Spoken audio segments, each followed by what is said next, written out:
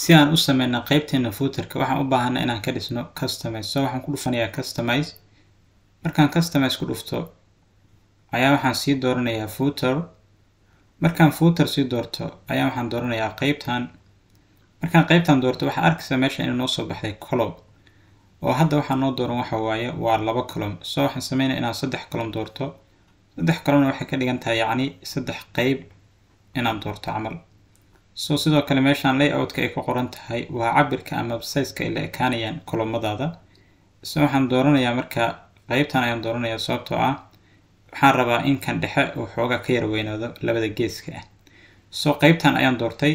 kadib markaan qaybtan doorto ayaa waxaan sameynayaa sidoo kale inaan design tago. design markaan tago ayaan background-kan ka bedelayaa. waxaan leeyahay color waxaan ku darayaa noocan ah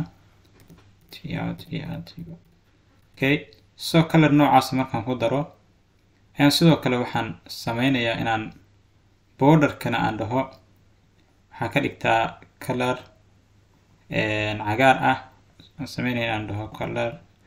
waxaan sameyn kartaa muhiim ah mar walba inaad color-ka aad color-rada kana dooran kartaa. hadda cagaar rabtid oo kale saas iska dhigi kartaa. iskula aragnaa waxaan sameynayno. So cagaar hadda rabtid oo kale saas iska dhigi kartaa ma fahanti. laakiin haddii color kale markaas meel ka soo qaadata ama color aad taqaanin waxaad sameyn kartaa inaad 228822 so color cagaar ku dooraya marka. So waxaad sameyn kartaa marka hadda inaad fiirisid footerka oo kale hadda rabtid inaad weynaysid saas dhigi kartaa. So waxaan sameynayaa in anaga 2 dhaafano oo hadda 2 ayuu nagu soo baxay. So markaan 2 aan footerka saan u doorto ayaan waxaan sidoo kale hadda dooranayaa column-ka. column markaan doorto ayaan waxaan kusoo dhufanayaa HTML. haddii markaas logo kugu jirtana logo ayaa dooranaysa.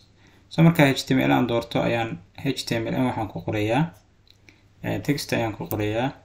okay. So text ayaan isaga qorayaani. haddii markaan text isaga qoro waa kan textiga intuu noogu soo baxay. textiga haddaa rabto inuu left tago saas aad dhigi kartaa right center. okay. sidoo kale waxaan dooranayaa sidoo kale meesha dhexdaan dooranayaa. So waxaan leeyahay HTML2 markaan doorto ayaan sidoo kale meeshana waxaan soo gelinayaa text. So text aan soo koobiyey ayaan inta ku darayaa. So waxaan sameynayaa inaan design-ka aan tago kadibna aan size-ka ka dhigo okay maybe 13 okay ama 16 but let's say 16 aan ka dhigno.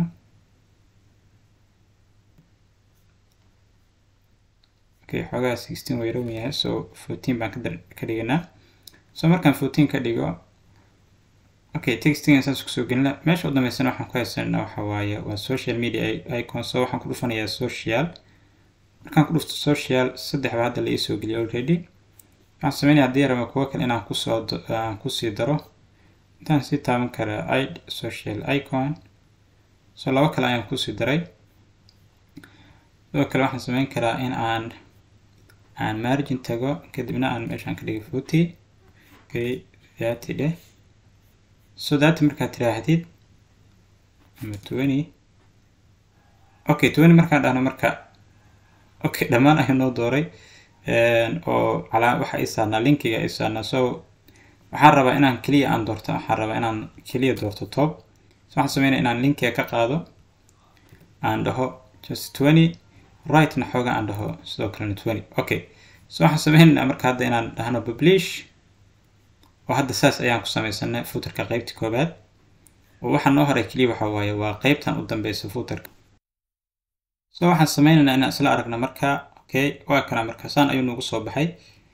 qaybta u dambeysa aan sameyno sidoo kale customize aan ku laabanaynaa. haddana customize markaan ku laabano ayaan footerka haddana sii tegaynaa.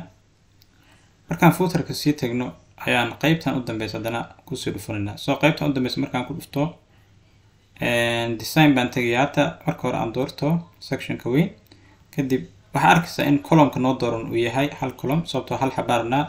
So design baan ku dhufanayaa kadibna waxaan leeyahay background-ka waxaa ka dhigtaa color madow ah. color madow aan u dooran karaa oo 00 ah. So sidoo kale waxaan sameynayaa inaan copyright aan dhaho. copyright markaan dhaho ayaan delete marka wax meeshan ku qoran dhan. kadib ayaan waxaan leeyahay marka okay copyright intaan la copyye copyright okay kadib waxaan ku soo qorayaa marka katso ama waxaan sameynayaa inaan inta marka hore aan saas dhaho أساس ده كدبنا عنده كاتسو كدبنا عن سيجليو all and write reserve. Okay, so marka intaas dhaho ayaan waxaan sameynayaa marka inaan isla eegno qaybta hoose. Okay, so design baan tegayaa. Colorka ayaa waxaan leeyahay marka waxaad ka dhigtaa colorka waxaan leeyahay waxaad ka dhigtaa okay color cadaan ah white exactly. So publish baan leeyahay. Publish markaan dhaho ayaan tigta ka qaadayaa. kadib ayaan website-ka ku laabanaa marka aan isla fiirinaa. Okay, so sidaan rabno ayuu hadda nagu soo baxay. Just on kaliya waxaan sameynaynaa waxa waaye in aan xoogaa margin-ka kan aan wax yar ka soo durjino. So customize aan ku laabano. Margin-ka ayaan rabnaa inaan wax yar ka soo durjino. So waxaan dooranayaa haddana footer. Footer markaan doorto ayaan kanaan sii dooranayaa. Kan markaan sii doorto ayaan waxaan sameynayaa inaan margin aan sii doorto markaas aan dhaho margin top. So tigta aan ka qaado marka hore top aan dhaho 40. Okay, so publish baan leeyahay. kadib ayaan ku laabanayaa website-ka. kadib markaan website ku laabto perfect sidii aan rabnay ayuu noo soo baxay. So website-kan hadda sidan ayaan ku dhamaystirnay. waana website aan ku dhisnay WordPress. So website-ka waxaan arkaysaa in aan ku dhisanay qaab aad u easy ah sababtoo ah waxaan sameynaa waxay ahayd drag and drop. waxaan baranay Elementor sida wax loogu dhiso, sidoo kale sida footer-ka loo dhiso iyo sida loo dhiso menu-yaha, sidoo kale sida xoogaa dashboard-kan loo isticmaalo. walow aan mid walba aan toos u gelin laakiin plugin iyo theme ayaa wax ka yara fahamtay ayaan filayaa. So waxaan rajeynayaa inaad video-gan ka heshay. haddii aad video-gan ka heshay ama casharadan ay ku cajabiyeen waxaan rajeynayaa inaad mataqaanaa qaybta commentiga nala wadaagtid. haddii aad markaa jeceshay inaan soo badan mataqaanaa aad fikirkaaga ka dhibatay insha allah. sidoo kale ha iloobin inaad like saartid. السلام عليكم ورحمة الله وبركاته.